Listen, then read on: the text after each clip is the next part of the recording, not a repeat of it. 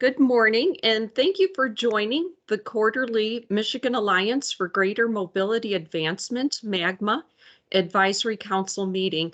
I'm Michelle Economo-Uresti, the Executive Director of the Workforce Intelligence Network, WIN, and convener for the MAGMA Governing Board, which is comprised of automotive OEMs, manufacturing Tier 1 suppliers, and industry stakeholder groups.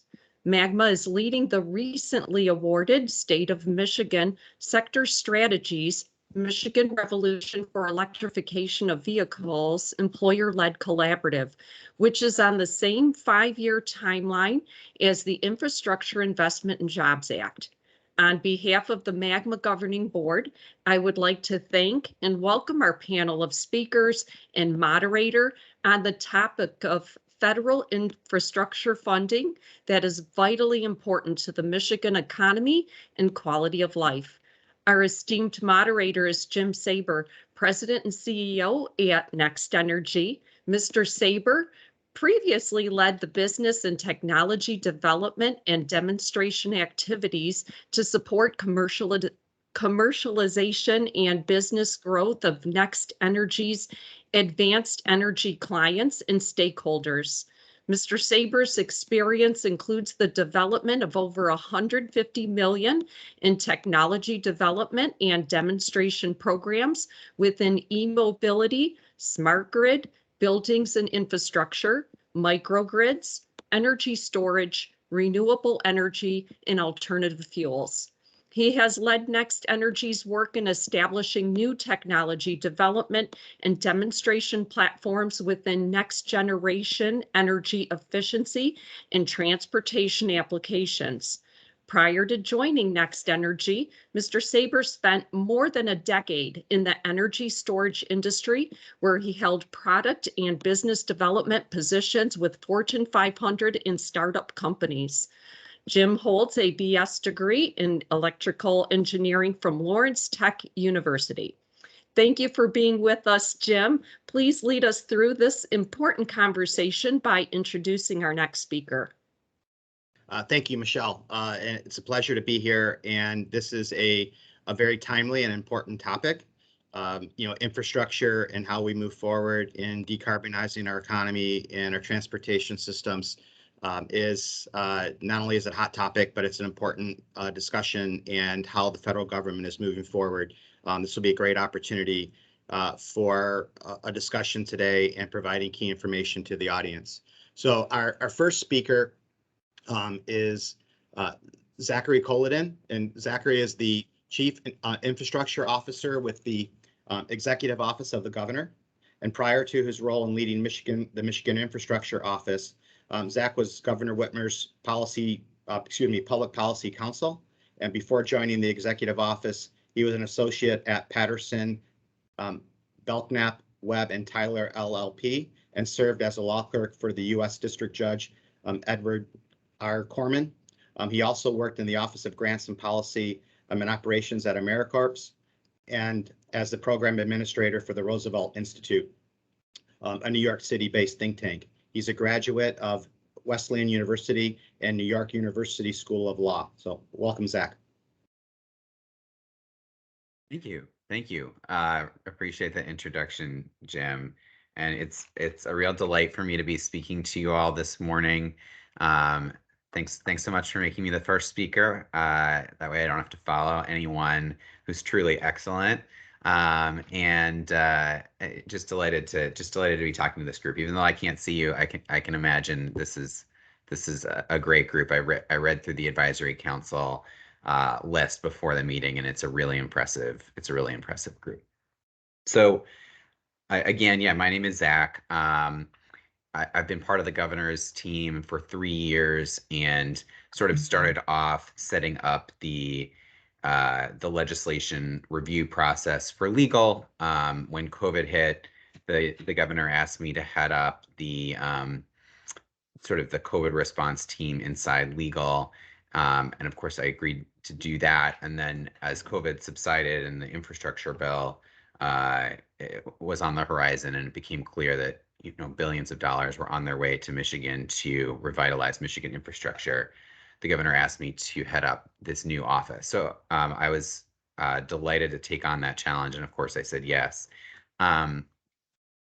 When Governor Whitmer came into office 3 years ago, she pledged to help everyday Michiganders, to bring people together to solve problems and to rebuild our state's economy, and to do that all with a real focus on infrastructure and on fixing the core assets that we use to get around. And she set us on the right course. I mean, Michigan's economy has improved the most in its history since the pandemic started in 2020. Among 37 states with a population greater than 2 million, Michigan has the #1 economy in the country based on measures like employment, personal income, and the performance of our businesses, according to Bloomberg. And so we have this momentum right now, and this investment is coming at a perfect time for us because we have the chance to build on that momentum and build the infrastructure that we need to have a future where Michigan continues to lead the nation in manufacturing electric vehicles and a green economy, and where Michigan can actually meet its goal of carbon neutrality by 2050. We used to talk about Infrastructure Week, and with the passage of the Bipartisan Infrastructure Law, we can make every week Infrastructure Week and actually build stuff and not just talk about the things that we might one day be able to do. Michigan is set to receive billions of dollars over the next 5 years from the Bipartisan Infrastructure Law. And sort of in the latter half of my talk here, I'll go through the law at a very high level and sort of talk about how I see the opportunities. This money is coming to us to allow us to repair, rehabilitate, and replace infrastructure assets of all types. And I think the biggest opportunities are to repair our roads and bridges, to replace lead pipes, to expand high-speed internet, and to build up our electric vehicle charging infrastructure and our broader mobility infrastructure. The governor created this office in order to make the most of that opportunity. The office is purposely housed inside of the executive office of the governor to underscore the state's commitment to investing in its infrastructure, and also to provide a kind of supervisory role with respect to the agencies that will actually do the implementation of the law. I sort of think of us as an air traffic controller sometimes, or like the guy at the racetrack who waves the flag. We got to all make sure that we're running the same race together. The office is responsible for organizing and executing the governor's vision for infrastructure, coordinating between state agencies and levels of government. So that means state, regional, local, between public and private, between public, private, and philanthropic, and really activating all those levels of government, marshaling resources across society to win competitive dollars for us, and partnering with local officials, federal partners, and outside stakeholders to maximize the impact of these infrastructure opportunities. I want to be super clear that our office, despite my fancy sounding title, does not replace the work happening across state government. In order to build the infrastructure that we need efficiently and effectively, we really need everyone at the table, and we need everyone firing on all cylinders. Yeah, just thinking about whether firing on all cylinders is the right analogy with this group.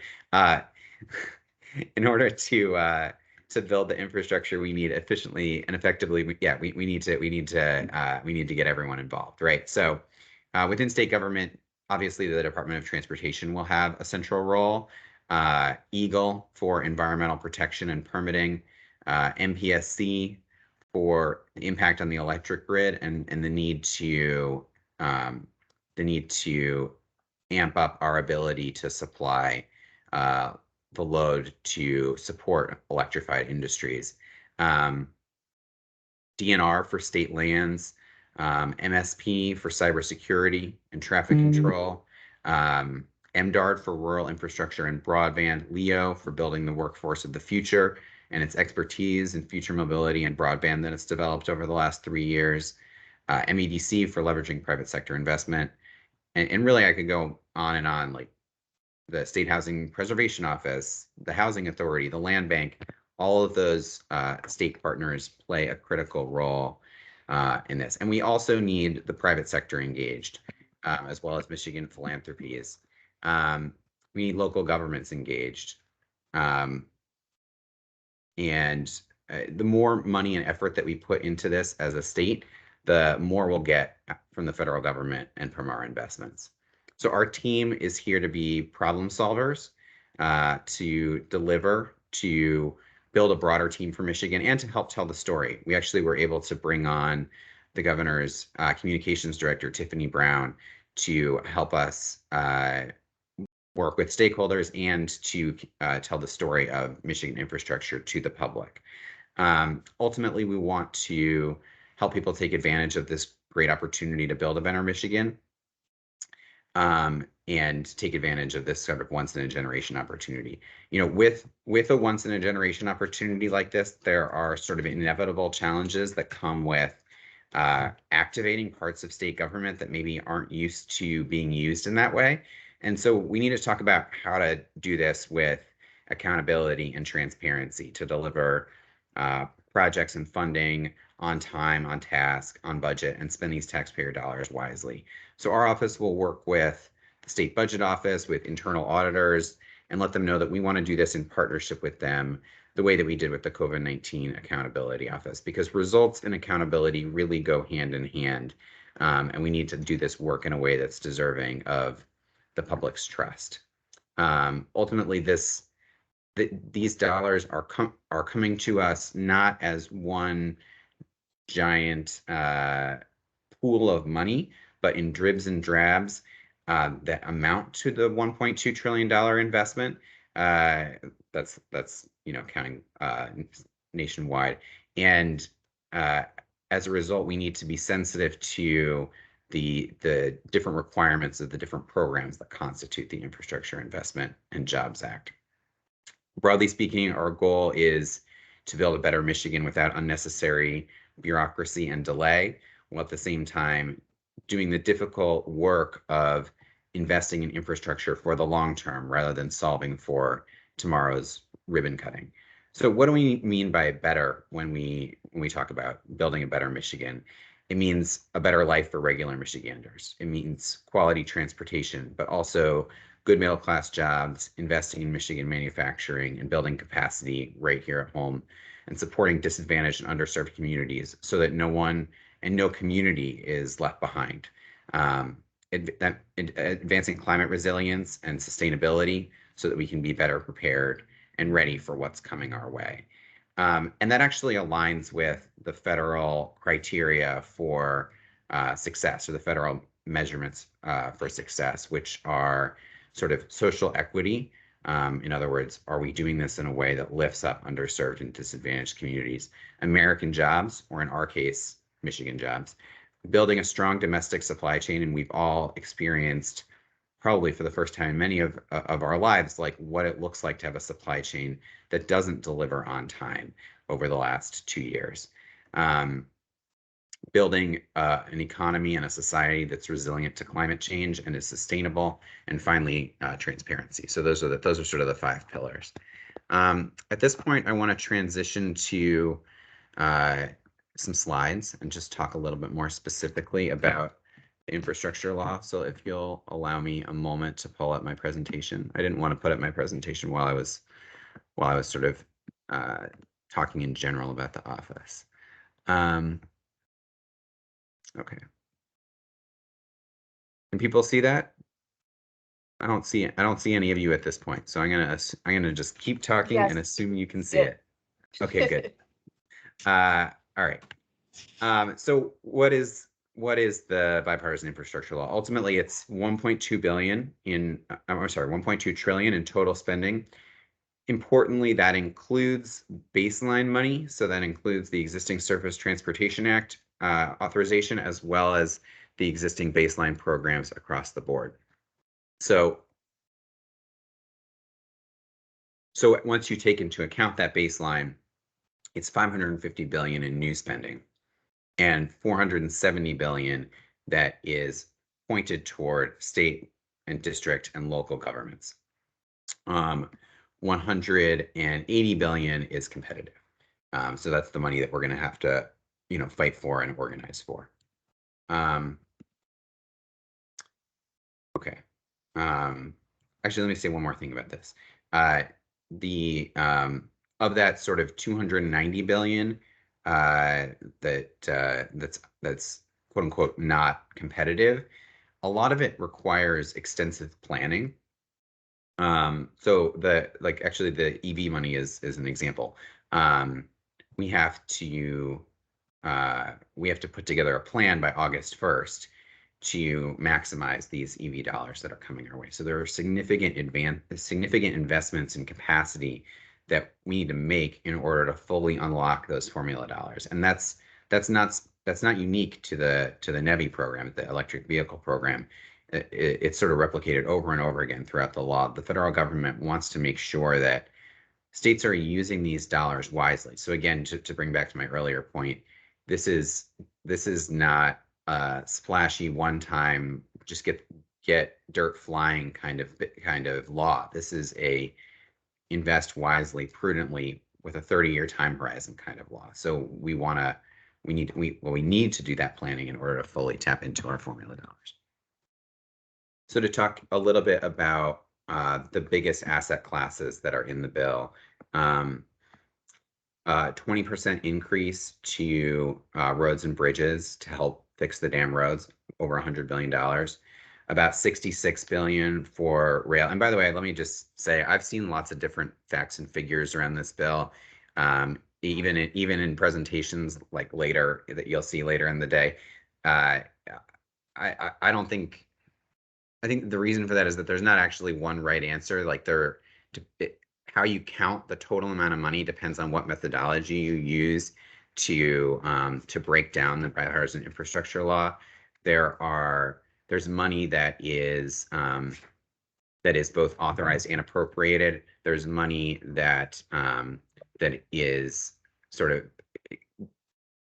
all but out the door, except that what Congress will need to sort of annually, pass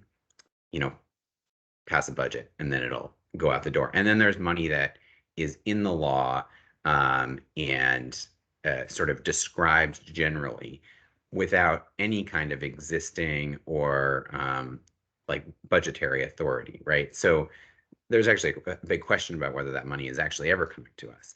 So you'll see like some different breakdowns of how this goes, but the broad outlines I think are going to look the same. So 66 billion in rail, that's mostly competitive, mostly directed at Amtrak in the Northeast Corridor, with some for intercity rail, which Michigan could access. I think about 44 billion of that is competitive and 22 billion formula. 62 billion for broadband. The largest program, the BEAD program, is in NTIA within the Department of Commerce, and that's focused on closing the digital equity gap. Transit and ferries, we've got about $45 billion, mostly competitive or plan-based, so a significant amount of investment that has to go into actually accessing that, with a focus on sustainability, maintenance, and innovation. 53 billion in water. That is mostly formula dollars, very little in competitive dollars. It's a 5-fold increase in drinking water money, a 2-fold increase in clean water, and a bunch of money which includes a bunch of money for lead service line replacement. About 49 billion in investments in the power sector. This is mostly competitive. 9 billion to strengthen the grid, 9.5 billion for clean hydrogen. I think this is a very exciting and innovative space within the law. 25 billion in resiliency. Think cyber attacks, think climate change. 22 billion in remediation to revitalize sites that have been degraded by environmental harms, and the bill sort of envisions bringing those sites back either as natural recreation areas or as places for economic development to occur, which is very exciting. 22 billion for airports and ports, which is mostly formula based. 18 billion for electric vehicles, and this is, as I'm sure you all know, the first national investment in EV infrastructure. Part of that is to help local transit authorities replace their fleets, which I think is one of the more high impact ways that local communities can change their practices based on the bipartisan infrastructure law. And then 5 billion in competitive grants for to reduce traffic fatalities and other transportation fatalities. Okay, so what does it look like for Michigan? We've sort of got this skyscraper, of which most of the skyscraper is dedicated to roads, highways, and bridges, right? The foundation all the way up to the 8th floor, if we're doing this by billions. A 20% increase, and what's critical about this is that the 5-year authorization allows for long-term planning. So we can really think strategically about what we're spending our money on. We can dive deep and think, okay, here's a project that we want to do, but we know this competitive grant is coming online. Maybe we should target that competitive grant and use our formula dollars for something else. So this kind of, it's rare that the federal government allows states to think in this way, and candidly, it's a wonderful opportunity for us. Even, you know, a 20% increase is significant, but with inflation, it's not as significant as you might think. But the 5-year funding stream is really meaningful. There have been some changes in the formula guidance that allow for a more multimodal approach. You know, thinking about streets not just as conduits for vehicles, but a complete street, a place to enable bike transportation and pedestrian transportation, and, you know, to build in lanes for bus rapid transit and all this stuff that we know we need to transition to a greener economy. Opportunities for economic development projects. There's actually an emphasis on fostering public-private partnerships, and so one of the things our office will be doing is sort of scouting those out and looking for opportunities to leverage private investment, and an emphasis on embedding those core values that I mentioned earlier, of equity, sustainability, resilience, American jobs, supply chain into capital portfolio planning. The next story of the skyscraper is for water, and this prioritizes lead pipe replacement, an real emphasis on disadvantaged communities. Next tier is for broadband. This 1 billion actually somewhat understates the likely funding for broadband nationwide. Again, I mentioned earlier that we've got to put together a robust plan. In order to do that, we really need to have in-state capacity for planning and execution. We need a broadband office or a high-speed internet office. The governor created the Michigan High-Speed Internet Office last year by executive directive, but in order to staff it, we need full-time positions that are authorized by the legislature. So we've currently got about half an employee in our broadband office here in Michigan, which just won't cut it. We've you know, the BEAD program alone could send 600 to 800 million to the state. For reference, that's larger than the annual budget of the Department of Licensing and Regulatory Affairs, which has hundreds of employees.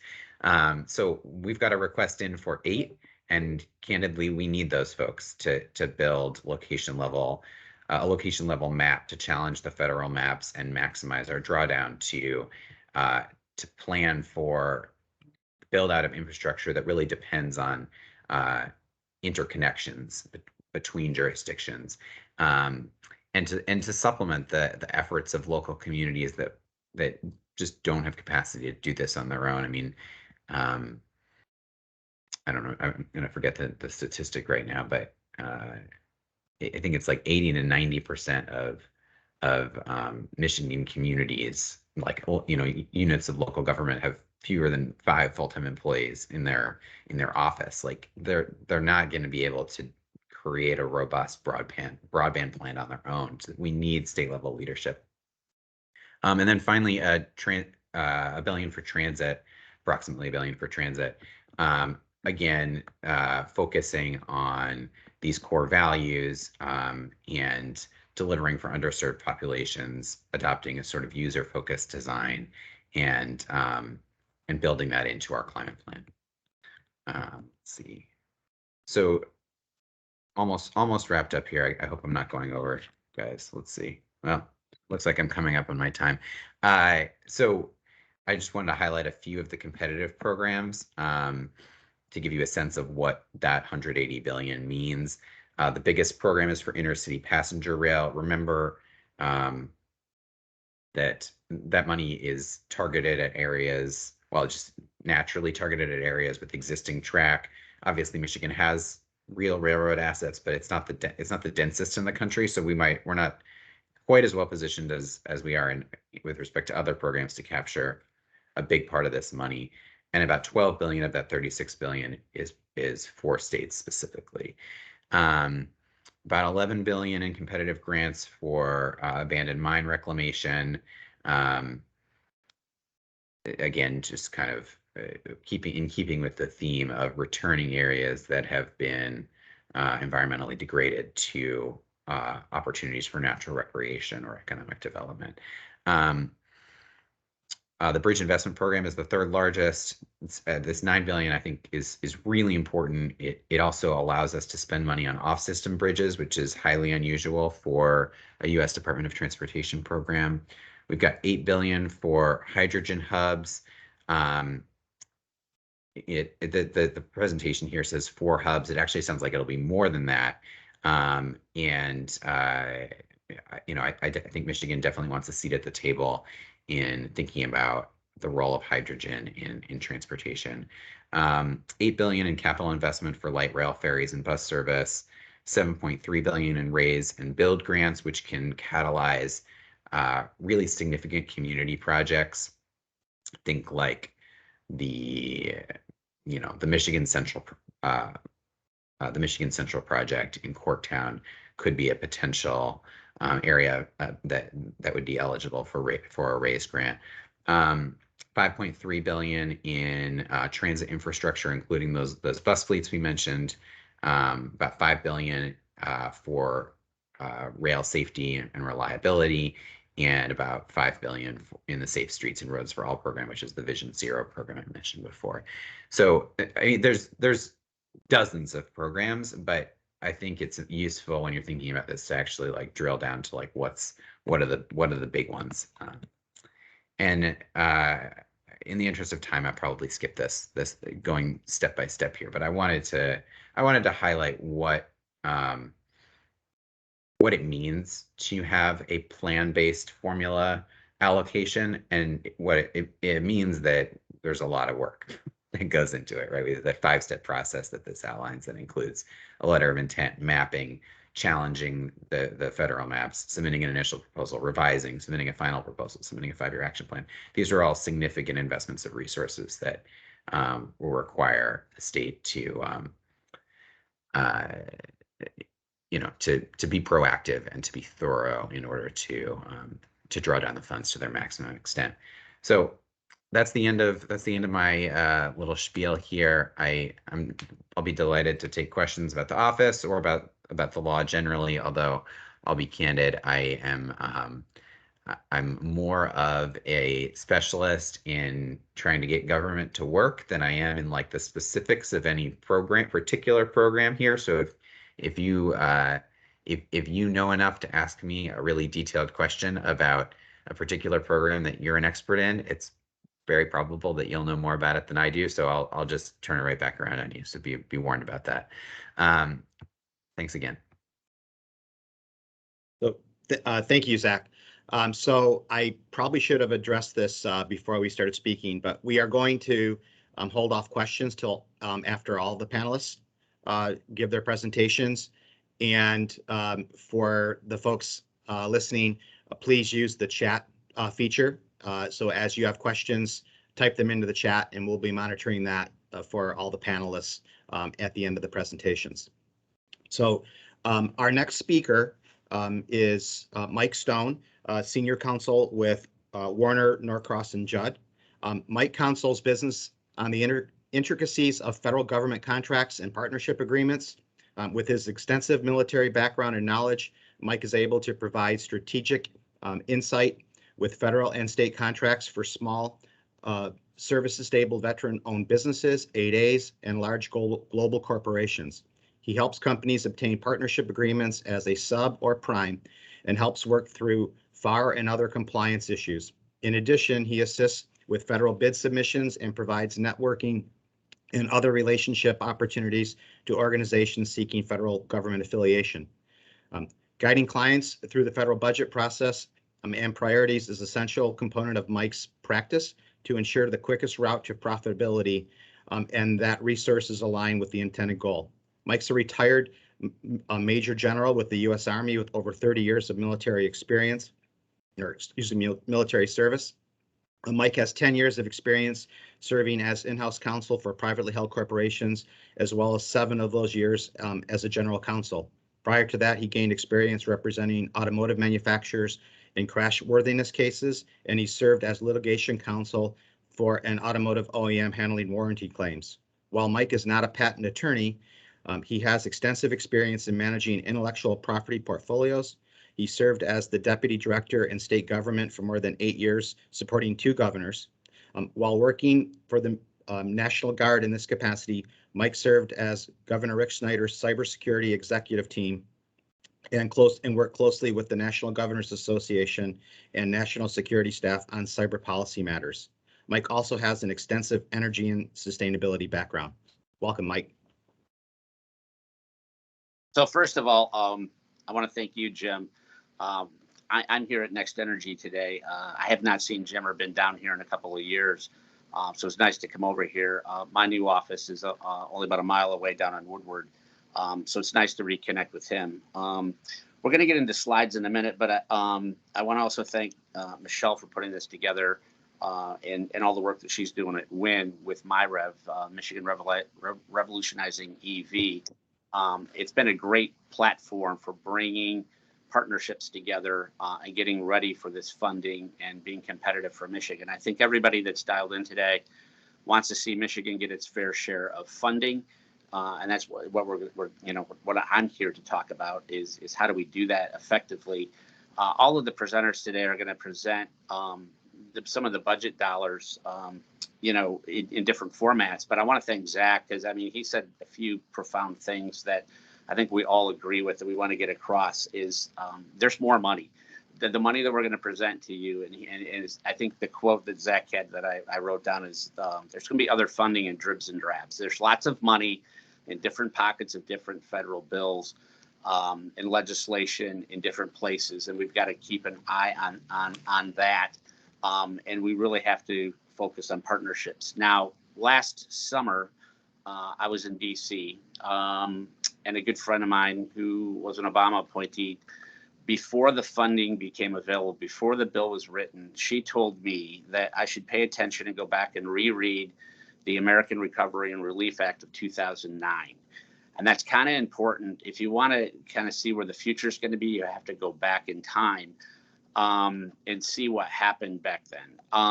There was hundreds of billions of dollars appropriated, a lot of it for infrastructure and many things like these projects, but there were lots of successes and lots of failures. So with that, if we could move on to the next slide. One of the things Michelle asked me to do with WIN was give a presentation, and this is a slide from that presentation related to lessons learned with funding. And a lot of this comes from my own experiences working in the military, looking at renewable projects around the country, looking at failures within the Department of Defense and renewable projects, looking at successes. But first of all, don't rush to failure. A lot of times we see people, groups, organizations trying to bid on work or go after grants or dollars, and they don't get started right away. You know, you need to get started now and getting organized before the money becomes available. And you know, you don't want to be rushing and pulling an all-nighter trying to get a submission in. Second, partnerships prevail, just like Zach said. Figuring out who needs to be on your team, figuring out the alignment, figuring out, to give you one example, if you're in the construction business, I'm hearing that we're going to probably see, a real squeeze on architecture and engineering firms, A&E firms. Like who are you partnered with now ahead of time before the projects come? Be shovel ready. What's surprising to me about this topic, being shovel ready, is coming from government and working with engineers and planning and designs and engineering firm and work with engineering firms under a contract. If you talk to an engineer, a lot of them know what shovel ready means, but in the private sector, sometimes people don't know what that means. So that means having your designs ready, having, that last chart that Zach put up was great, because you've got to have a project plan before you get started. So the more work that can be done ahead of time, the more likely you're going to get funded and the more successful you're going to be. Identifying your experts and professionals early, having them lined up again, have your teaming agreements, your letters of intent, figure out who you're going to have and anticipate the types of professionals you're going to need going forward. That means something so simple as having, even though you might not need legal work, but having a law firm on retainer ahead of time, or identifying that environmental expert ahead of time before you get started. Find an entity that's done it before. That's something I did when I took over an installations portfolio in the military.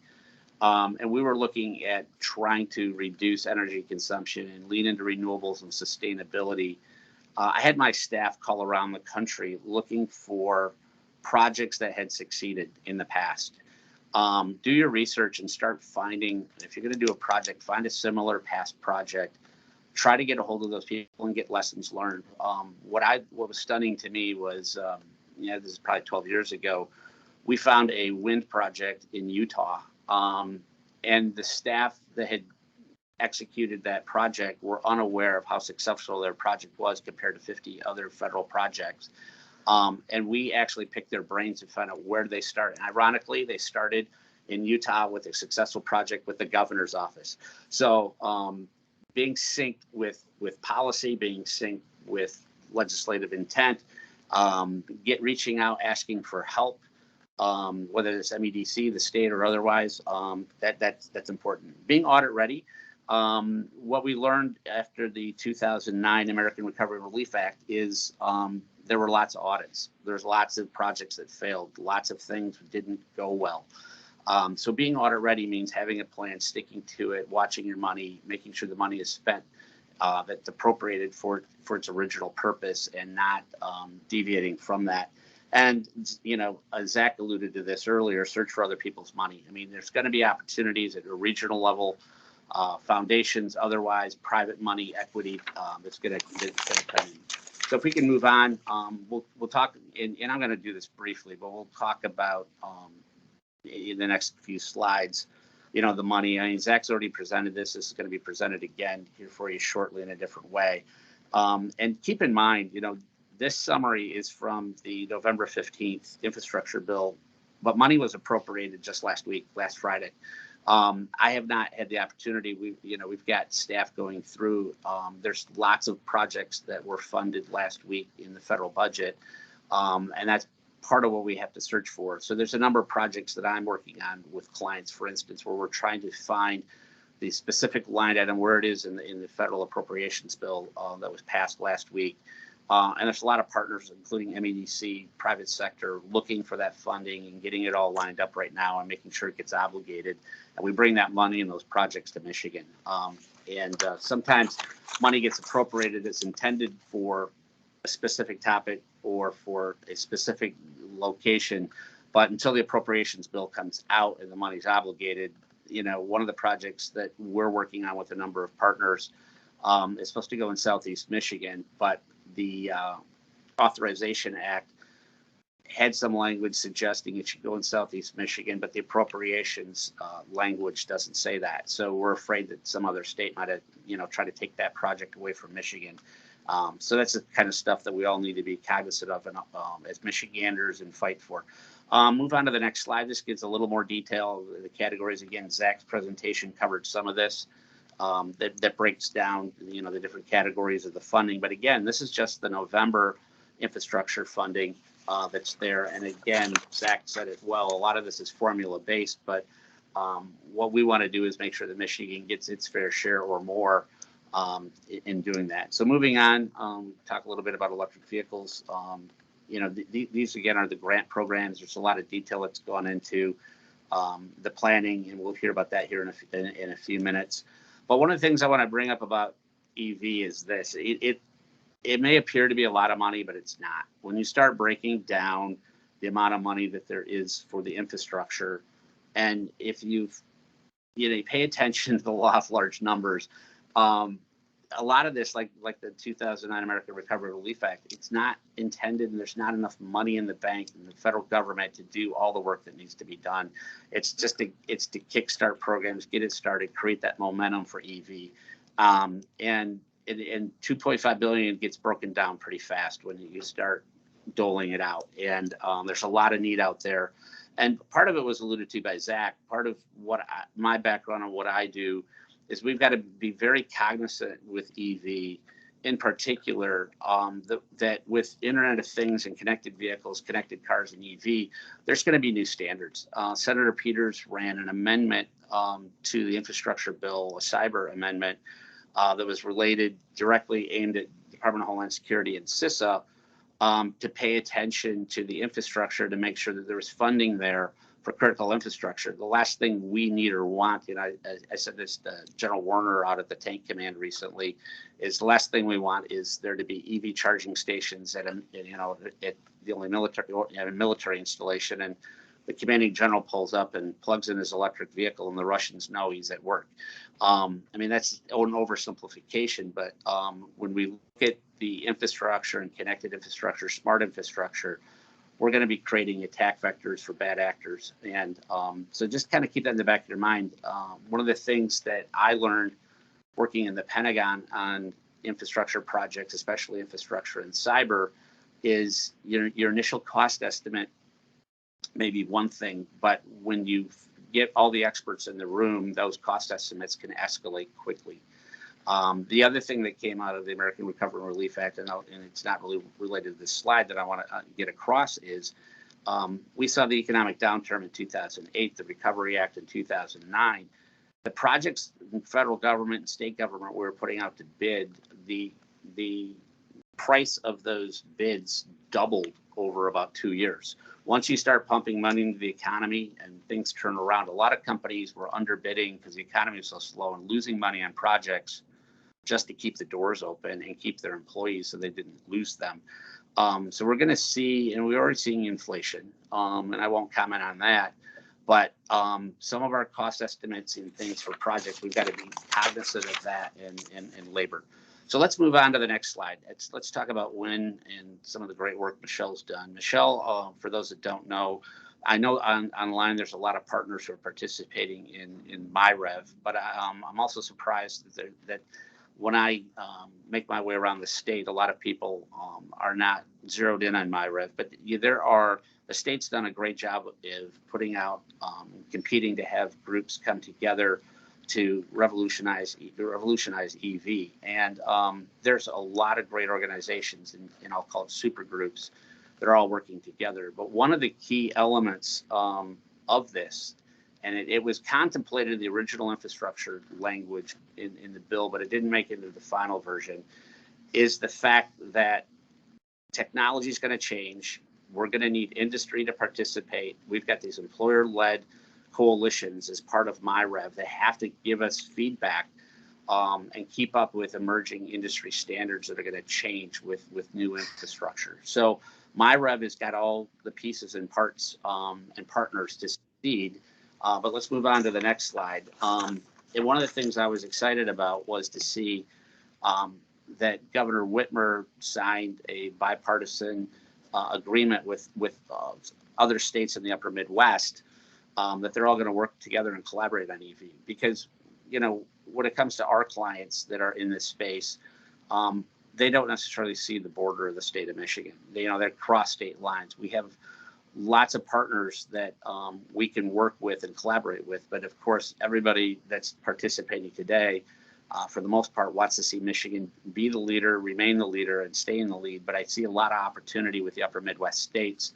And in my visits to DC and meeting with federal officials on this topic, there's a lot of interest in Detroit, Michigan, and the upper Midwest, helping to reinvent infrastructure. So this is going to be a key component of this collaboration on EV in the upper Midwest. Now I want to pivot. The team had asked me to talk a little bit about outdoor recreation. I know that Quentin Messer just got back from the Upper Peninsula and was shouting out outdoor recreation opportunities. But one of the things I want to orient everybody to, it's not just about cars. EV is not just about cars. We have a tremendous opportunity in Michigan, especially in the Upper Peninsula, to pay attention to emerging trends. And some people are not oriented to it, so I want to orient you to that. But we have an opportunity to change how we do business. I go to the Upper Peninsula every month. I'm on the board of Invest UP.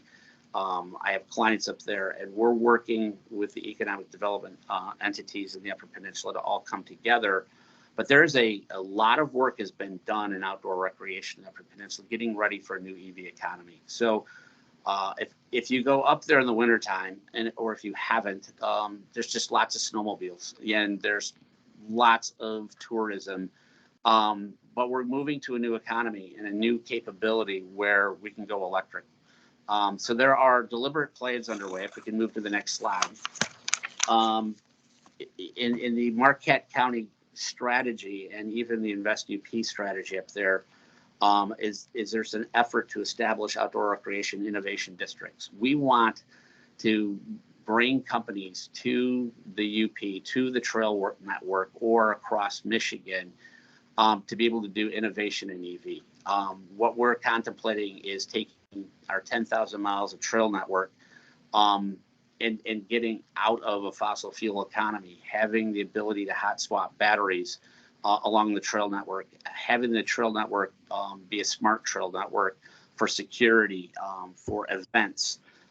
So one of the projects that MEDC is looking closely at that is pushing this across is Shop House Park, which would be a hub starting in Marquette, but there'd be multiple hubs where corporations could come and do outdoor mobility research. The ability to go and get on the trail network, get that next generation snowmobile or electric vehicle or electric all-terrain vehicle.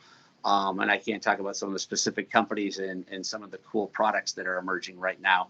But we as Michigan need to not just pay attention to automobiles, but pay attention to this outdoor recreation capability. And we're already working and have partners lined up for mobile solar power on the trail network to enable it. And again, create camera systems and security with partners along the way, and enable a more sustainable future so that we don't ruin nature and the trail network. We want everything to, in this new economy, create a lot of opportunity for not just the Upper Peninsula, but having the ability to attract tourism and create jobs, create new companies in a new economy related to EV outside of automotive. Last, I want to pivot to one final topic, and then we can stay on track here.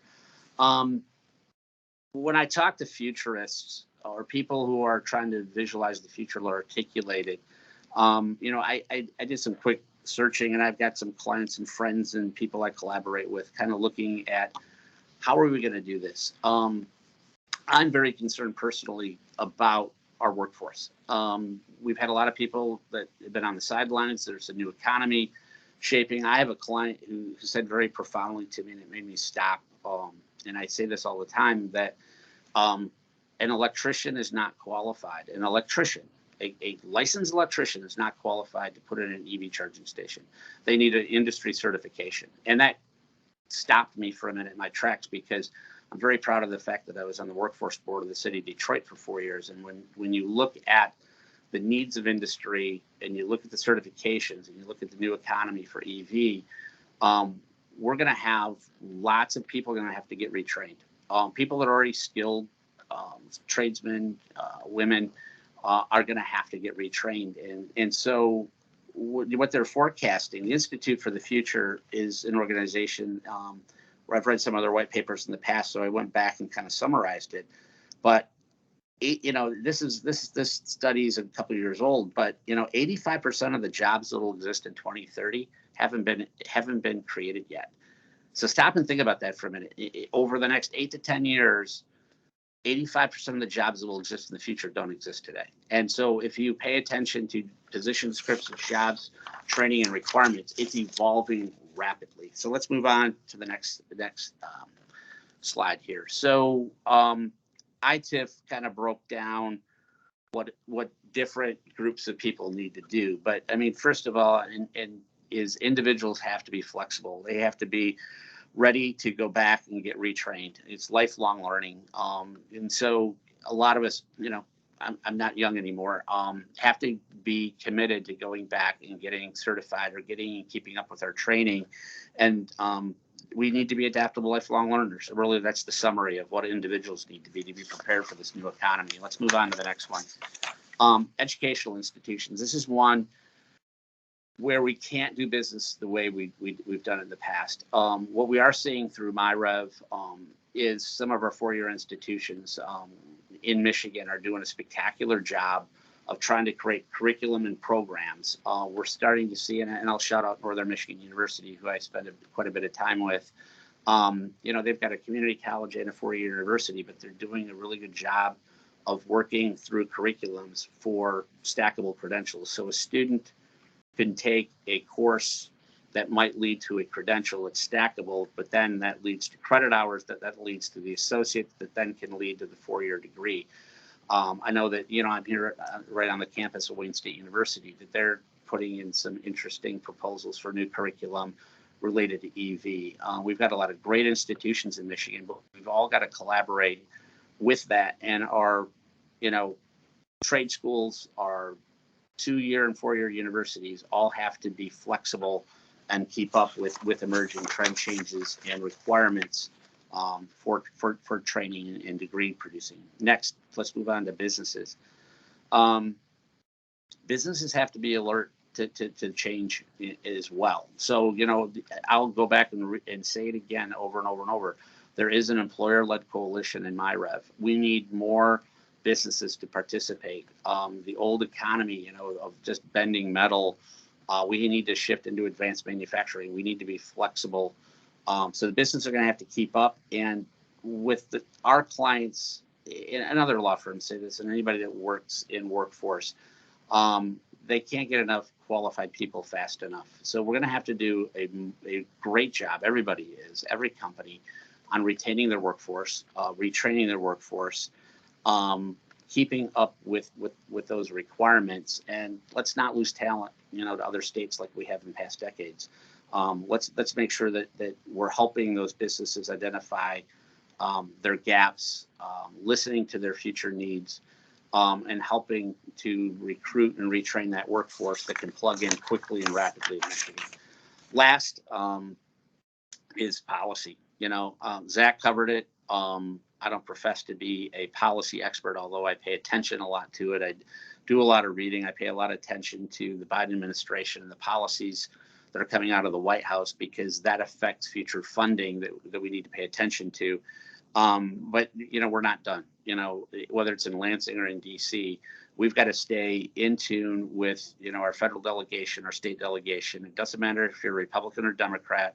We all have a common interest in making sure that our voices are heard and that we all talk together and do it in a way that moves this economy for Michigan forward. With that, I'm going to take it as a wrap for right now. I think to keep us on schedule, and we're going to field some questions a little bit later. So back to you, Jim. Thank you, Mike. And I'm sure we're going to have lots of questions at the end. A great talk. So our next panelist is Amy O'Leary, and Amy O'Leary is the Executive Director of Semcog, a membership and regional planning organization with over 170 local government and education members. Semcog develops regional plans and local implementation in the areas of transportation, economic development, and environment. Amy holds a master's degree in planning from Eastern Michigan University and attended Harvard University's program for senior executives in state and local government at the John F. Kennedy School of Government.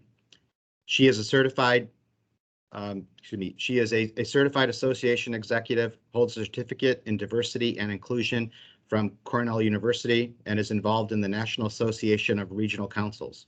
She holds a leadership positions at Six Rivers Regional Land Conservancy and the Michigan chapter of Women in Transportation. So welcome, Amy.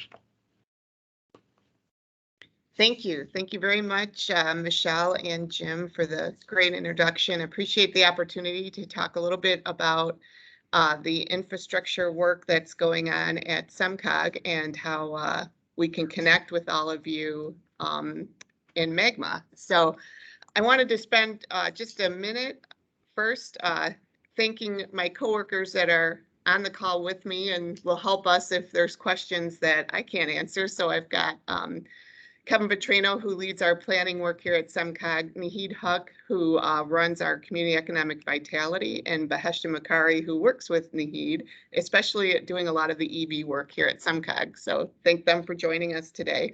But just to give you a little bit of background, our organization, Semcog, covers 7 counties around metropolitan Detroit, which is about half the state's population.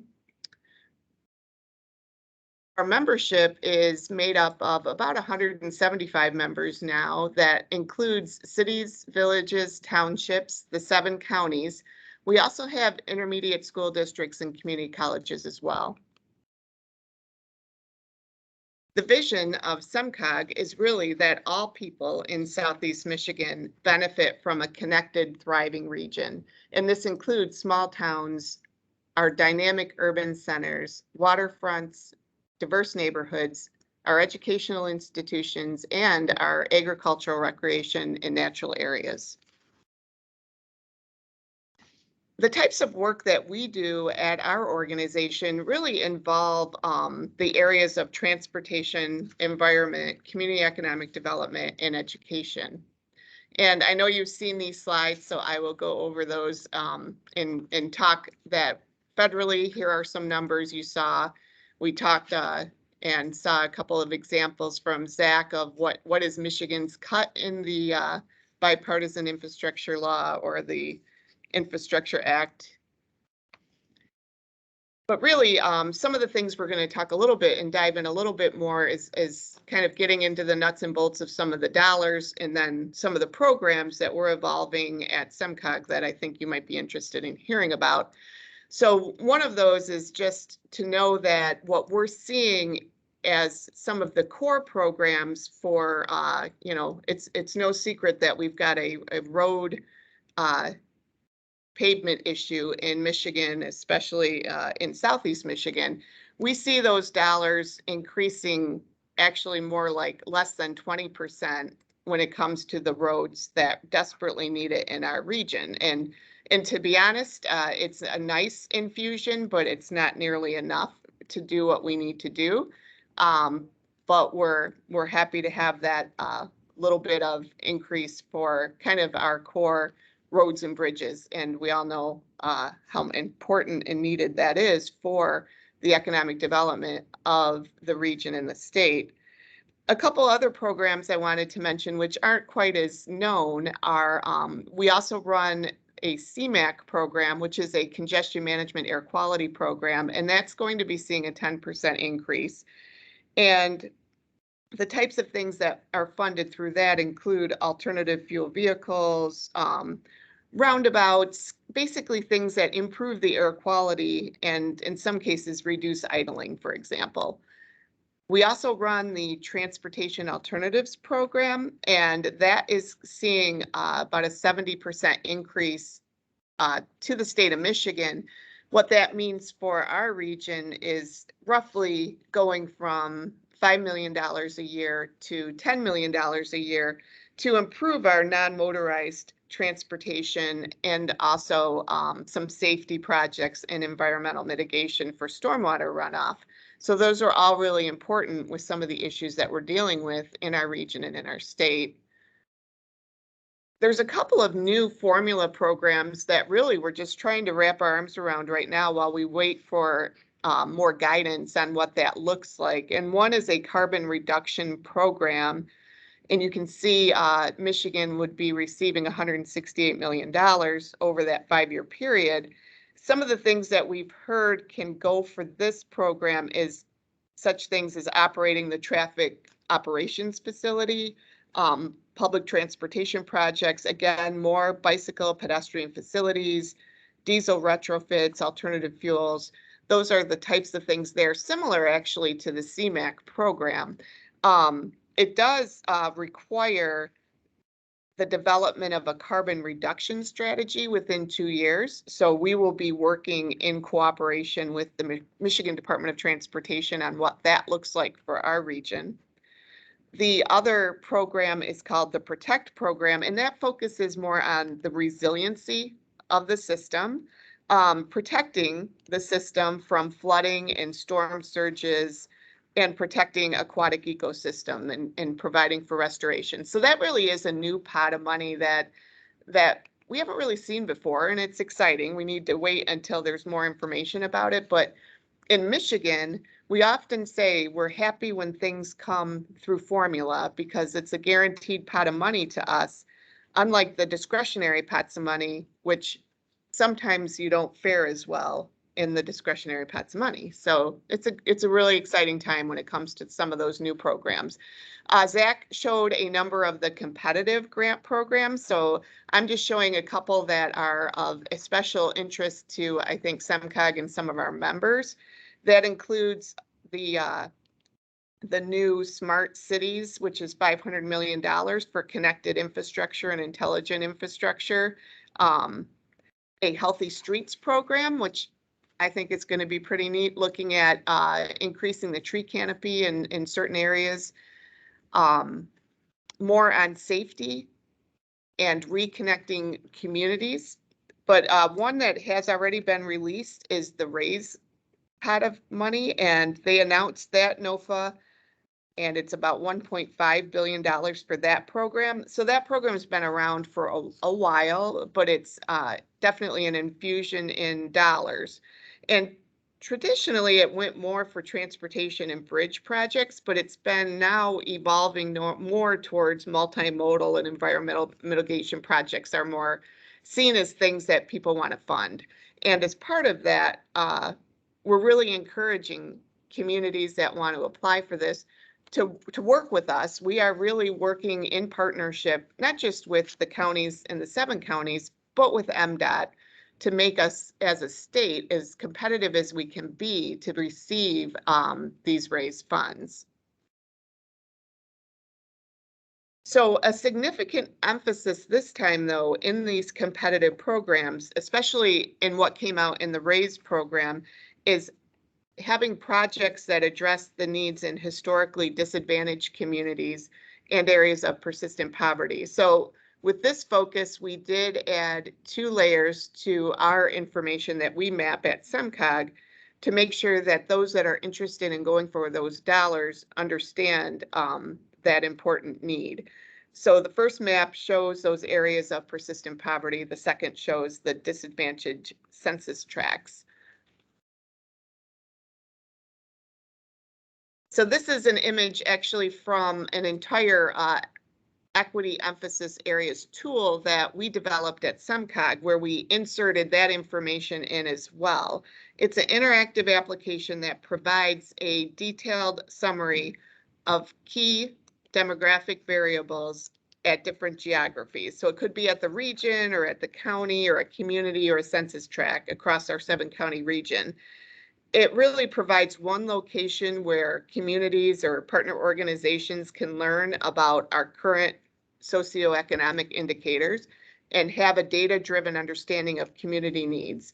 So an example, with the help of this tool, a community or a county that does like their senior services department could partner with developers to develop accessible and affordable housing projects for seniors with disabilities. So you could select, for example, older adults and then disability tiles, and put those together to be able to really look at where are these projects most needed in our region. The QR code that you see on the screen actually will provide you direct access to that map. If you're interested, I'd encourage you to take a look at it, maybe after the presentation, but I'd encourage you to take a look at it. As part of the federal infrastructure law, the state did announce that it's going to be receiving, as Mike said and others, $110 million in formula funds over 5 years.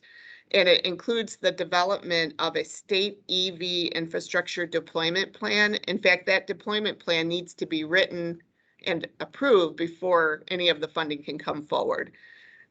So we are, MDOT is the lead on this, so we're definitely interested in being partners with them on that. And we're still waiting guidance, as Mike mentioned, on the EV charging and fueling grant program, which is more on the competitive side or the discretionary side. And there's a corridor charging grant program that will be focused on federally designated alternative fuel vehicles and community charging grant program. So on the screen there, you can see some information from Semcog's EV Planning and Resources Hub, which shows all of the charging locations and the region's currently designated corridors. I'm going to spend just a second talking about this EV Resource Kit and Planning Hub. It's really designed to be a one-stop shop for all things electric vehicles, and it's updated regularly, which is not an easy job with everything going on right now, to be the most up-to-date data as possible. So it includes 8 different sections that you can see here on your screen. A couple that I'll point out is it has interactive maps and data resources, so real-time data, maps, applications, and dashboards on everything from the current location of charging stations to data on where EV vehicles are registered. For locally, to be helpful to our local governments, it also includes zoning ordinances and locations, such as a collection of draft ordinances for reference in case they want to become more EV ready. That includes a number of case studies and best practices as well to be helpful to them. One that I would really ask you to click on and look at, and you can see the QR code is there as well, is an interactive map under the EV Planning Story Map. This map overlays the different layers of data, including those equity areas that I just spoke about and the gaps in the existing network. So one of the things that Beheshta, who I mentioned, worked on, which I think is really helpful, and I know it's very small, but it's really looking at the fact that, you know, the Infrastructure Act or the Bipartisan Infrastructure Law, it talks about EV in a lot of different places. It's not just like in one spot, which, you know, yeah, would be easier for everybody, but this is the way it is, and there's a lot of opportunities. So you can see we circled a couple of those examples that we spoke about already. The green are the formula-based funding opportunities. So the one circled is that money that is coming down to the states. And then the competitive pots of money are in the more yellow color. And you can see we circled those 2 community corridor charging and community charging opportunities that we're waiting on.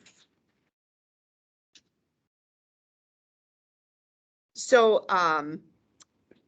I also want to thank Michelle for the opportunity to partner with the MiREV work and the smart cities. Is one of the major issues relating to transitioning to electrification is really how to support and prepare our municipal fleets.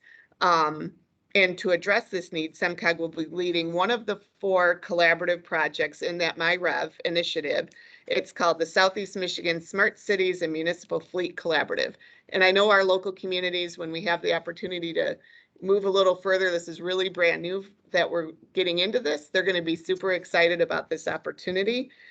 Some of the goals are seen on the screen, but really we're hoping to help communities develop the infrastructure for electric vehicles and transition the opportunity to transition their fleets. So this project is going to kick off in April, and you know, one of the first things we're going to do is talk to our members, 175 of them, about, you know, and survey them about what are their interests in transitioning the fleets and timing, and really be able to get a better understanding for our region and what that means. So we're excited about that opportunity. So Zach also mentioned a lot about broadband funding. There's several funding programs included in this law, and shown on the screen are a couple again of the most relevant that we've seen, and including the at the state level that the governor has announced $5.2 million for identifying gaps in planning for the high-speed internet. On the next page of this, you'll see that we've been working hard on broadband, and Naheed Huck has been leading that for Semcog. Looking at addressing that critical need of improving the region's access to fast internet. Last month, our board approved a broadband in Southeast Michigan framework. Our board approved it as well as the Metropolitan Affairs Coalition. And really that framework identifies the key challenges and opportunities, policy recommendations, and case studies for expanding broadband throughout the region. The framework focuses on 4 goals. You'll see those on your screen as well. And really, if you want, you can access that whole broadband strategy from that QR code. We also did a fair bit of our own mapping. We know that the mapping of broadband is probably not where it needs to be, but we've done what I think is an excellent job of doing what we can with the data that we have. So encourage you, if you're interested in broadband, to check that out as well. So it was mentioned earlier that water infrastructure is also included in the bipartisan infrastructure law, primarily the drinking water and clean water infrastructure. While this is really great news, again, we do know that our infrastructure needs for the underground system is up to $3.5 billion annually. So these pie charts really represent to show you all the condition of our water infrastructure assets. And you can see that approximately 30% of our drinking water and 30% of our sanitary sewers are currently in poor condition. So we need $3.5 billion annually to improve the water infrastructure in order to get it all into good or fair condition.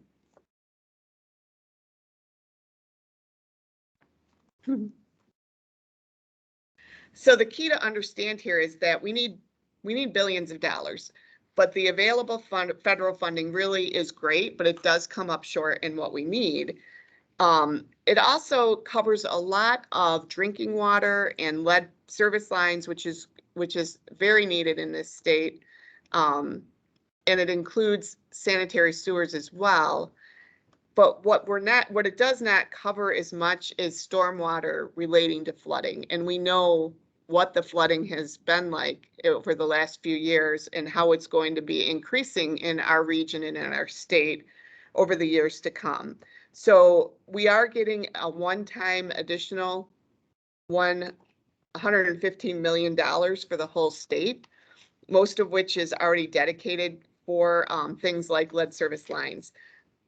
We're not going to be able to be bailed out on trying to figure out how to address our stormwater issues. So we really need to look at how are we moving forward. We right now at Semcog have a water infrastructure task force that has 80 different organizations involved on how do we look at the stormwater issue moving forward to address and look at issues like asset management, educating the public, having those outcomes, looking at the increase in rainfall and flooding and how to address those. A couple things that we have available that one is what is our flood risk for our infrastructure projects that we have? So what's the flood risk to our roads and our bridges and our culverts that's happening in our region? And so we have this dashboard that's on our website that's available for anyone to use to be able to look at what's the criticality of the resource and what's the chances of the flooding vulnerability of that. We've also been working very hard when it comes to not just water, but roads and all of it, and to making sure that we are planning and coordinating all of these improvements. So this investment in water, sewers, roads, and also just the investments that are going on the private utility side, we need to make sure that we're using these dollars the most efficiently that we can. And in order to do that, we need to have a way to coordinate infrastructure projects in the state and in the region. And so one of the things that we've done is developed a capital improvement project interactive map that shows the planned infrastructure projects across transportation, water infrastructure, and private utilities over the next 5 to 10 years. So it's really an opportunity for strategic efficiencies to be able to look at projects and see what else is being planned. And, you know, we hear about dig once, same idea. You don't want to tear up the road and, you know, put in a new water pipe and repave it and then have to do something and come back and do something again. So infrastructure coordination is great. We're excited that DTE and consumers are excited to be part of this program as well. And we're going to be planning on doing more of these kinds of activities, meeting in person this summer to look at infrastructure coordination. A couple other related items, in addition to the Infrastructure Act, we need to be looking at the fact that there's other funds that are coming in. And one of those is the Arpa Funds. Last month, we launched a brief survey to better understand the challenges of the process, as well as the projects that local communities are embarking on and using their Arpa funds. Some of them will be using it for infrastructure projects, broadband, water infrastructure, and a little bit of road infrastructure. So we're trying to get a handle on what that investment is happening. Another project that we just kicked off, and again, Naheed Hug is leading this with us, is trying to address that critical challenge of our current labor shortages. So this graph here shows the number and percentage of jobs lost and then recovered since April of 2020. So although many industries have recovered jobs lost in the early days of the pandemic, there are many industries that really require close proximity, such as education, healthcare, leisure, hospitality, and other services. And you can see that down towards the bottom of the screen where they have not recovered. Begin to understand the challenges of kind of the workforce and the labor utilization that we have in our region. We looked at why are Michiganders not working at this time. And according to the Census Bureau's Household Pulse Survey, the reasons include some retired. We had 50% that retired. 9% are caring for children not in school or daycare. 3% worried about getting or spreading COVID. And you can see them all on your screen. But really what's meant is that there's a myriad of reasons as to why people have chosen to not be in the workforce. So this led to the launch of what we're calling the Career Pathways campaign, and it's really charged with responding to these labor shortages and understanding career and work decisions being made in Southeast Michigan, increasing the labor force participation amount, and implementing recommendations of the Comprehensive Economic Development Strategy, or CEDS, which is what Semcog develops, where we looked at recommendations for building and supporting multiple career pathways, increasing labor force participation by expanding the number of qualified workers from all segments of the population, and understanding really the impact of remote work on career decisions. So I hope that was helpful to your organization, and I need to stop sharing my screen, but I want to thank you for the opportunity.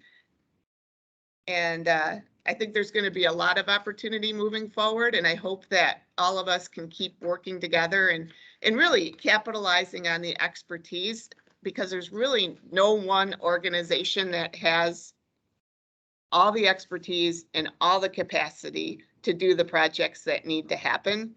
I think one of the things that's really our priority right now is getting Michigan ready, getting our region ready, so that when these dollars come, we know how to invest, and we're moving forward, and we're able to, really get as much of the money as we can for our region and our state, to make that really be transformational like we all want.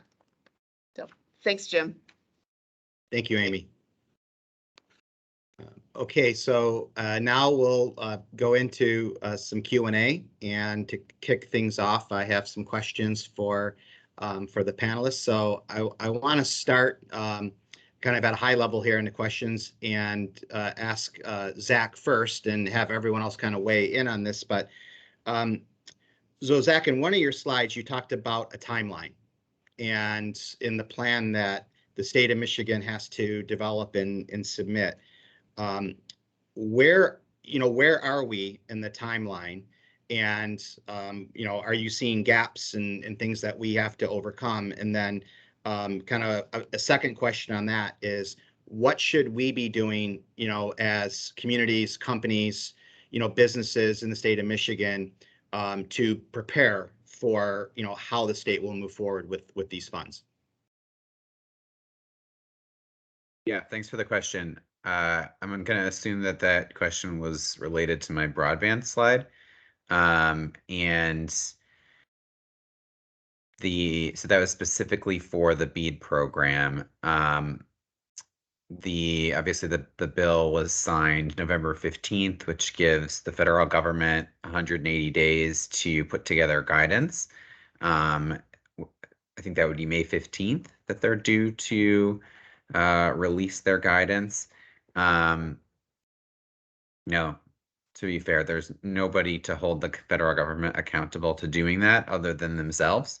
So I don't think it's a guarantee that it'll actually be there by May 15th, but assuming it is, that'll really help us accelerate our efforts. We already know that we have to challenge the FCC maps, and we have a plan to do that. Eric Frederick, who is the head of,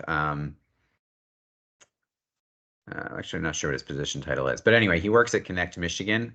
He's either the vice president or the president, and he's sort of our point person on broadband planning for the state right now. He's planning to coordinate an effort to drive 65,000 miles around the state of Michigan, sort of creating a community by community and household by household map of broadband access, which will allow us to get much deeper than the census tract level maps that the federal government has given us. I am really hoping that he gets a documentary filmmaker to accompany him on this epic journey, because I think it could be a really fun experience.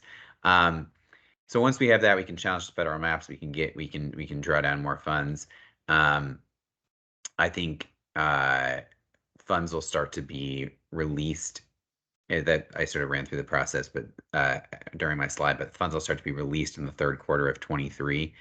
So again, with respect to broadband planning, my big concern from sort of the infrastructure development standpoint is that local communities will be frozen in time, looking at the state being like, what do we do between now and 2023 when they have ARP funds that they could be using to move the ball down the court now.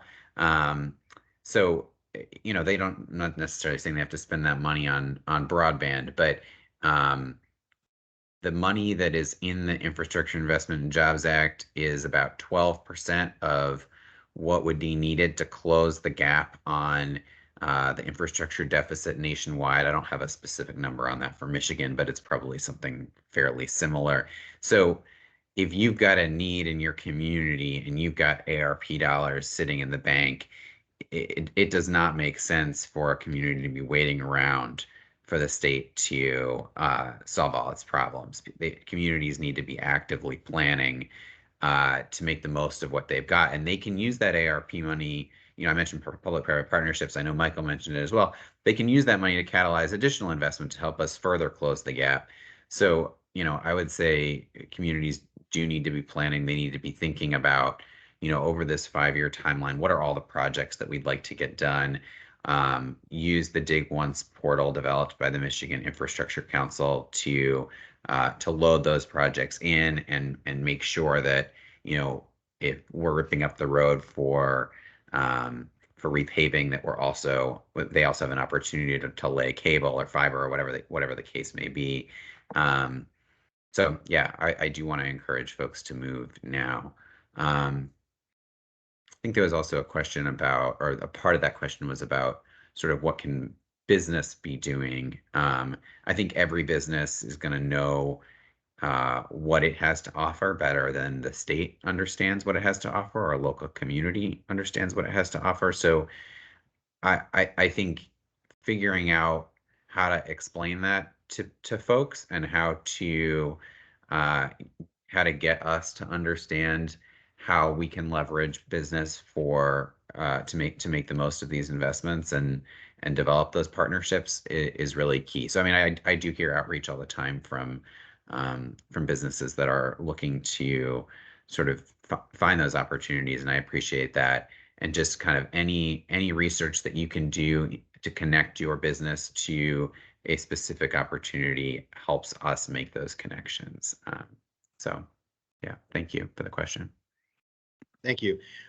So anyone else with an answer? Jim, I just want to add to that a little bit, is looking overall at the infrastructure dollars, the money's flowing depending on the topic and depending on if it was an existing program. So like the money is flowing for formula dollars for roads and bridges because they could put it into an existing program.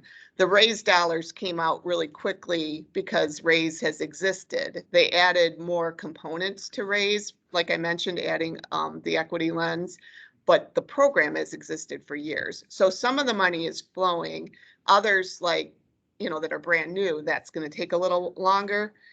When it comes to deadlines, there's the broadband, and again, I wasn't exactly sure which topic, but when it comes to the EV formula funds and the state needing to develop the EV plan, their deadline is August 1st, and we'll be hearing back, they say pretty quickly, from the federal government to approve that plan, so that then the money can start flowing in that way as well. I guess the last thing I would mention is it's a very interesting time to collaborate and coordinate between local, county, and state and federal governments. Local governments are not frozen in time, and we've had a number that have already done broadband action plans and are at the county level so that they're ready to go and invested their own dollars, or some of Semcog's dollars actually, to be able to do that. What we want to make sure is that there's an efficient use of dollars, so that, if the state's coming in and mapping broadband, how quickly are they doing that? And how does that relate to getting those federal broadband dollars versus what our counties and communities are doing? So that'll be an ongoing, important, and vital conversation to happen. But they definitely don't want to be frozen in time. They just want to make sure they're efficiently using the dollars and leveraging them with what the state's priorities are too. Hey, Jim, if I can pick up where Amy left off, I just wrote down and circled efficient use of dollars. I kind of breezed over that, and this is very important for Michigan.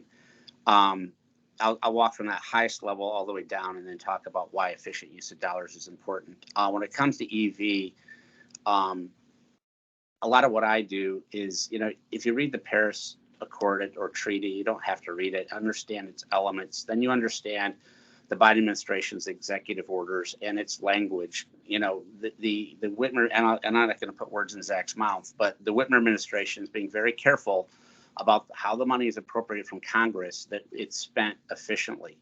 And so what I see today over the last few months is the Whitmer administration is doing a great job of collaborating and communicating and aligning with the federal funding and the anticipation of federal funding, all the way, especially in MiREV, and working with the feds to make sure those dollars are executed efficiently. What happened in 2009 with the American Recovery and Relief Act is a lot of the projects failed, and there wasn't a lot of efficiency. And what we saw is Congress react to that by starting to pass future funding laws that were much more stringent and put metrics around them. And what those states that are going to succeed are the ones in the first round of funding have the most successful projects. And to have the most successful projects, to go back to one of Jim's original core questions, is one of the things that I'm doing in the Upper Peninsula with we're doing with InvestUP Northern Michigan in the economic development organizations is we're doing regional strategic planning and making sure that all the regional strategies align. And that what we're not going to do is have a competitive grant come forward and they're going to compete against one another. So, what I'm seeing is like QPAD and the UP and Invest, IMEC, Invest Marquette, and everybody's sharing information like, oh, let's go over that after this grant together, or hey, you do it and I'll feed something to you.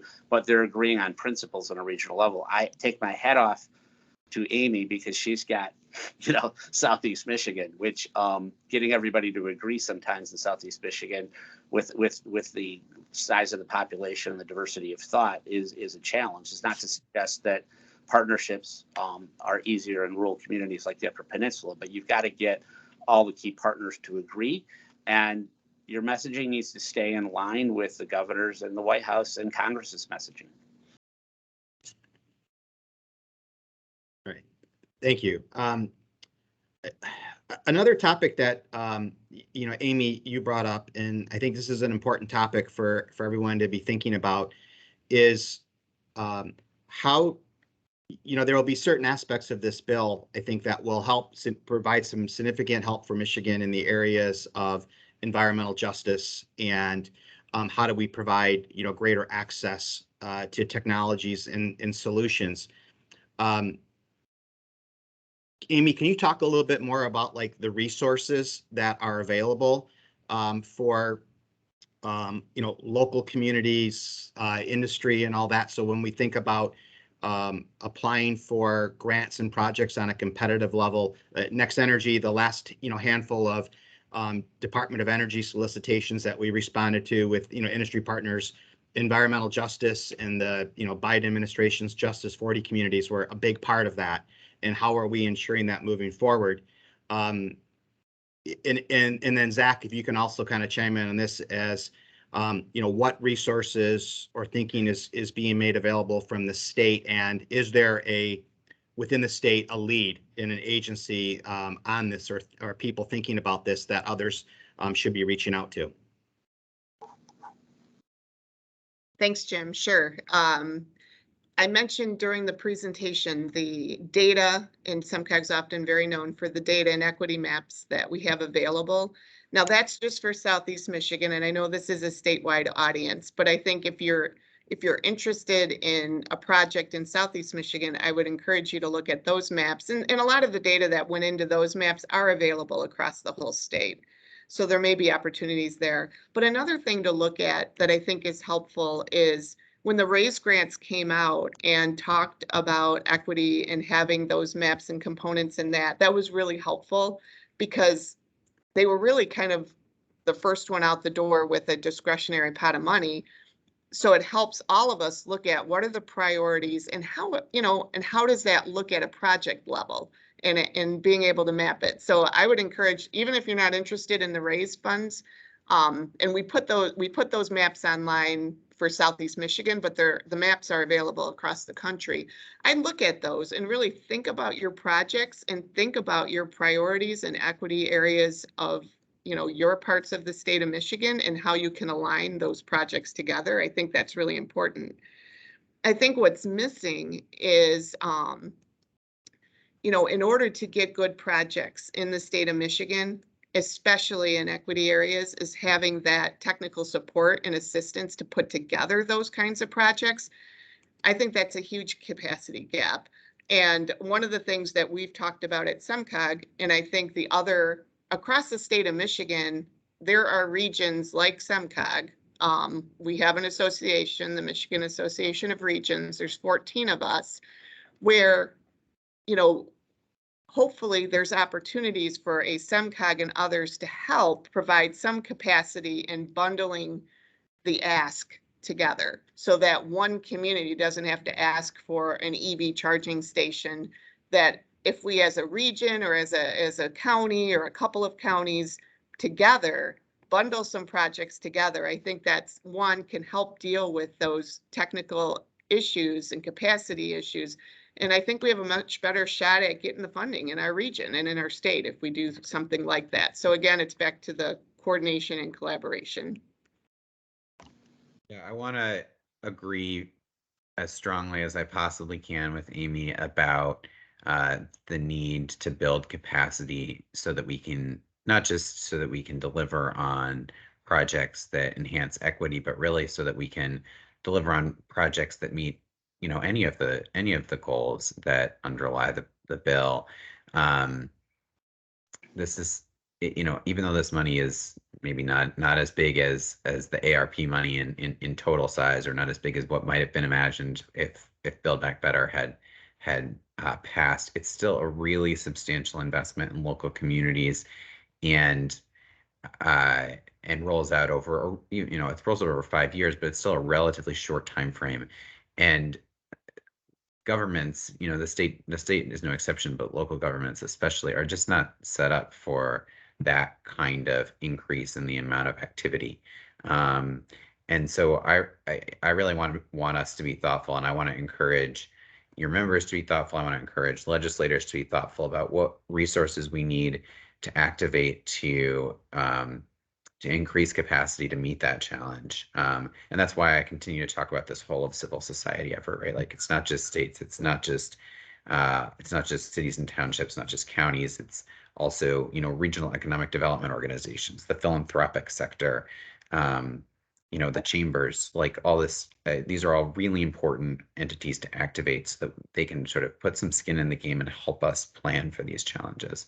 On the other aspect of the question about how we're going to deliver on, you know, the promise of equity and sustainability and transparency and, you know, Michigan jobs and all that stuff, I think it has to be integrated into planning from step zero. So as we build our teams, and this is, I mean, I can say this is true at the state level, but I encourage everyone to think about this. As you build your team, think about whether your team is set up to deliver on those goals.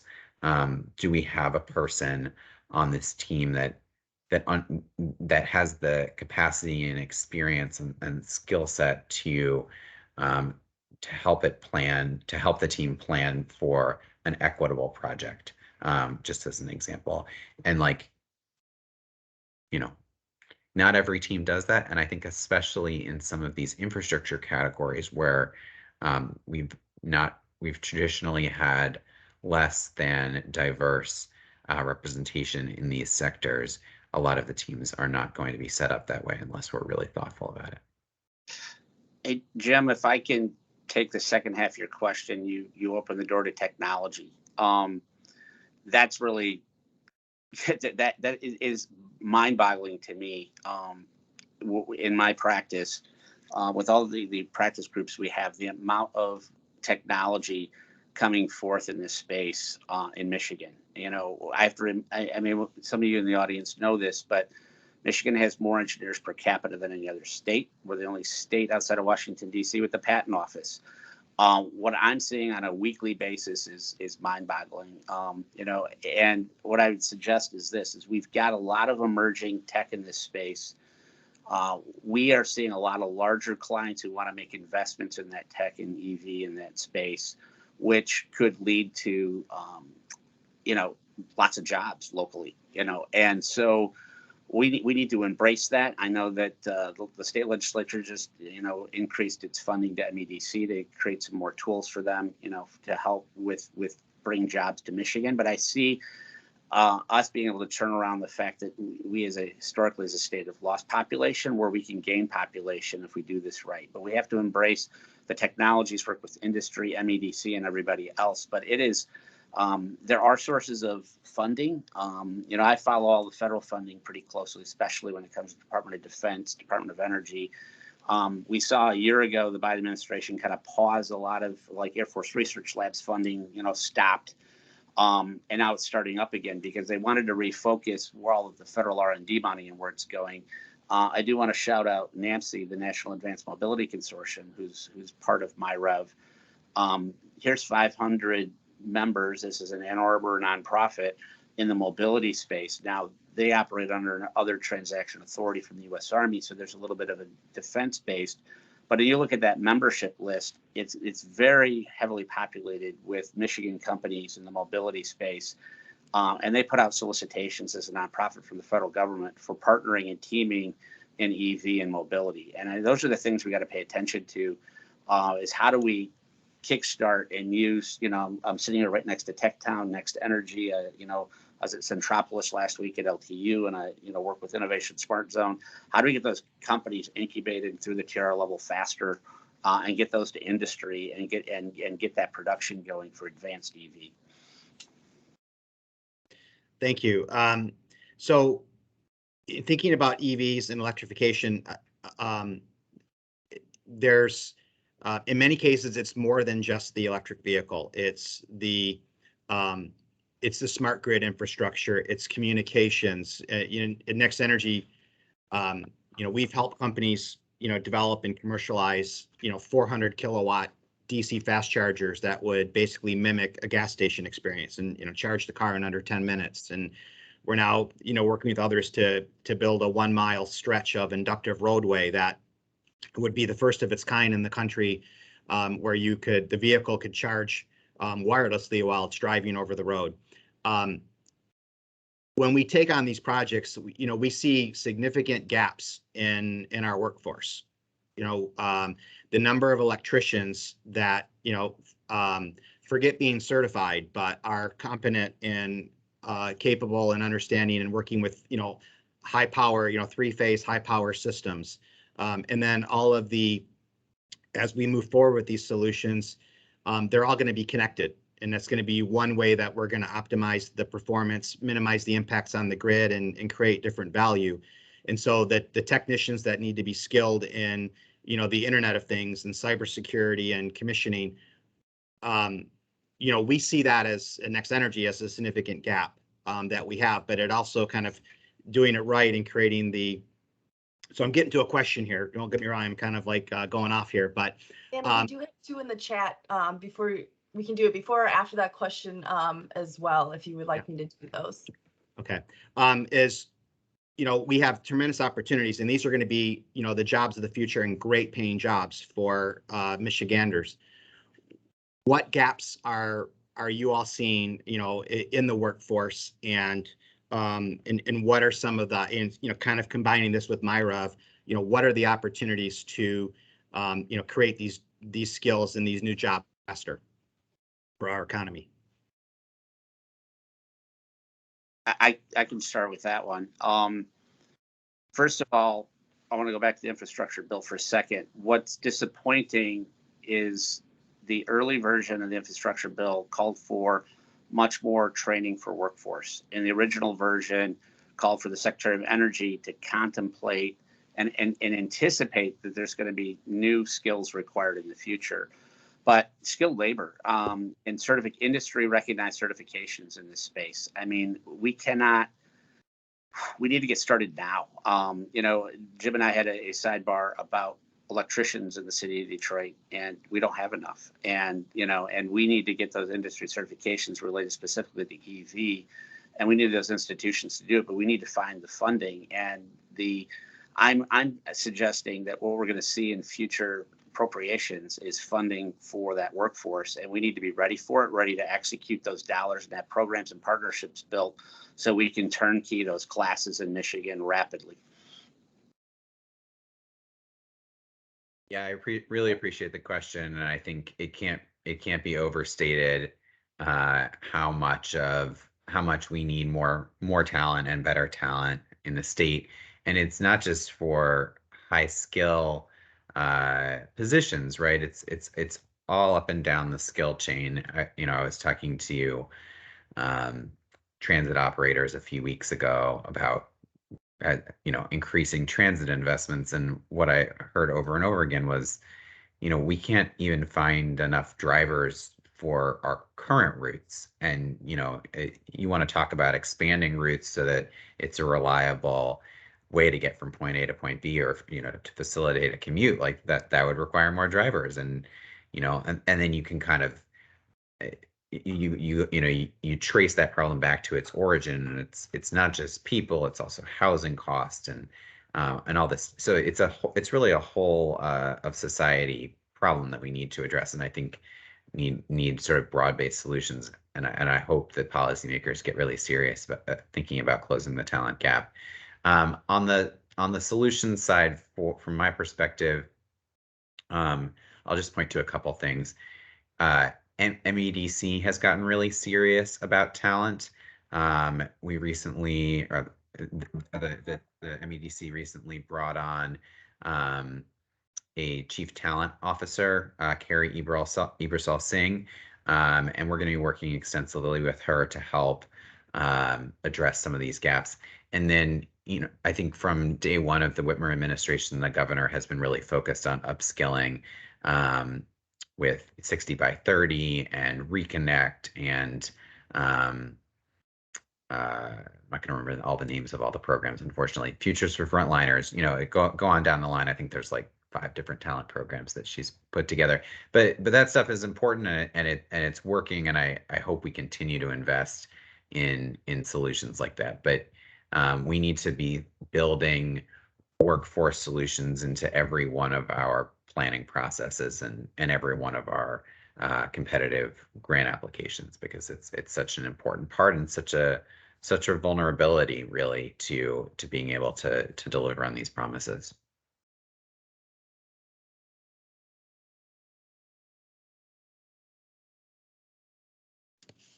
Okay. So Amanda, do we want to go through the questions from the audience now, or? Yeah, there was 2. One was answered in the chat, but I'm gonna repeat it to you guys as well. From Alan, is there any planning on conversion or transformation of watercraft boats to electrified power in the Great Lakes? I'll take a stab at that first. There is future funding that is being made available for I believe it's for low emitting ferry program, $250 million that will be available. So that's one thing. I think I would say that from a watercraft perspective, it's also, it's going to be different depending on the class or the type of vehicle. But there are some programs right now going on in the state to help companies commercialize electrified, watercraft. We just recently did a pilot with under the Michigan Mobility Funding Platform to deploy a solar-powered autonomous watercraft in Saugatuck with a company called LilyPad. So there's a number of things that are going on right now, and I kind of want to turn it over to Mike a little bit as he's talking about the trailways and all that.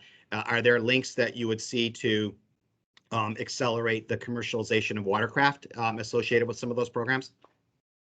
So I'm aware of some startups that are in the space for watercraft in particular.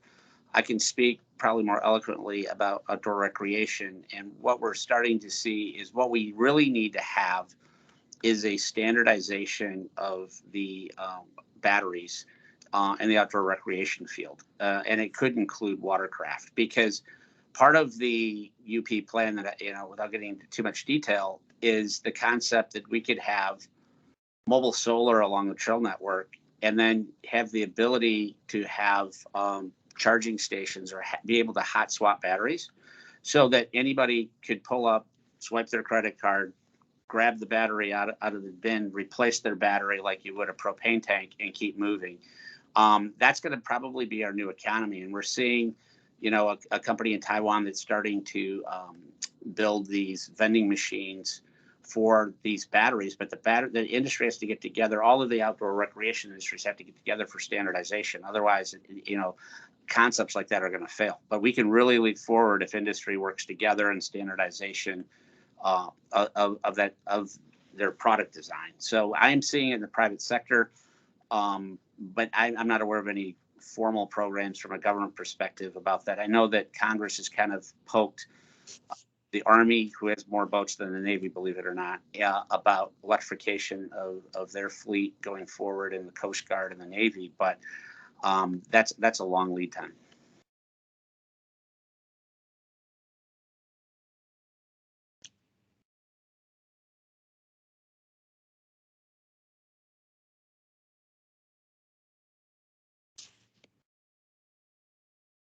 I think that there was another question regarding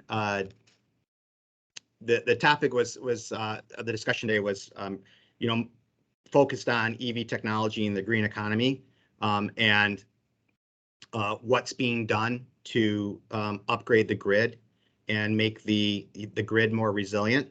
I guess I would add on that is, yeah, most of what we talked about today was EVs. There is, I think it was mentioned that there was $49 billion in the Infrastructure Act that would go towards making the grid more resilient and more stable in new investments. And so that is being addressed. I mean, the hydrogen bill is for the hydrogen hubs is also a big part of that. Is how do we produce clean hydrogen but use it as an energy storage carrier, or an energy carrier for storage that would strengthen the grid. So and through the connections in optimizing the EV charging stations, in smart grid, and through demand response programs and other connectivities, there will be a lot of opportunities where this will, doing this will help strengthen the grid as well. But that's probably a topic for another set of panels, is what's being done to strengthen the grid so as we electrify our economy. I can comment a little bit, Jim, and I alluded to it earlier. Senator Peters chairs the Department of Homeland Security in the Senate, and his amendment to the infrastructure bill actually put funding in the Department of Homeland Security, CISA, to help the grid become more secure against attacks on the grid, cyber attacks. So what we have is, this is the first time we've seen actually federal funding go into DHS, Department of Homeland Security, related to helping utility companies protect the grid against cyber attacks. So Senator Peters' is well versed on this, and so if anybody's interested, they should engage his staff on that, or go follow what he's doing. Yeah, I would just add the flow chart that was in the presentation highlighted a number of different programs, and some of them are competitive programs out of the Department of Energy. So if people want to see that spreadsheet or that flow chart, happy to pass that along in something other than a PowerPoint. But there's a number of those for rural and remote areas, and grants for energy efficiency and renewables, and public school facilities. So I would just, we have to wait for more information to come out on all of those different programs. And we had one more question. I know we only have a few minutes here, from Jean. What are the skills needed for electric roadway charging?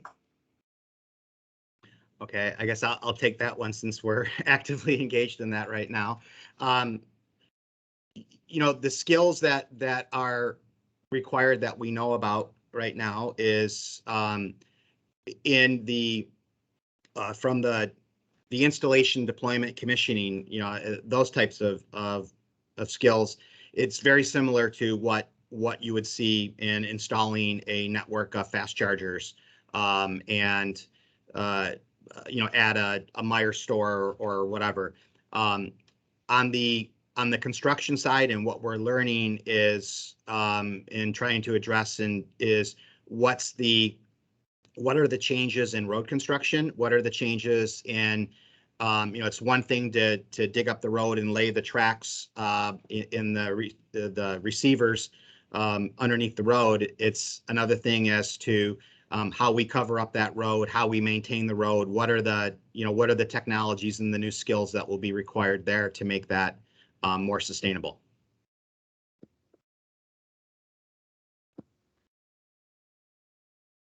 Okay, well, I think we are just about out of time. So on behalf of the MAGMA Governing Board, industry, and stakeholder partners, I want to thank Jim, Amy, Zach, and Mike for all of the information and resources that were shared today. We'll be sending out copies of the PowerPoint presentations, if that's okay. to everyone that attended. And thank you all for attending the MAGMA Advisory Council meeting. They are held on a quarterly basis, and they just get better quarter after quarter. So thank you very much. Have a great weekend, everyone. Thank you for coming. Bye-bye. Thank you.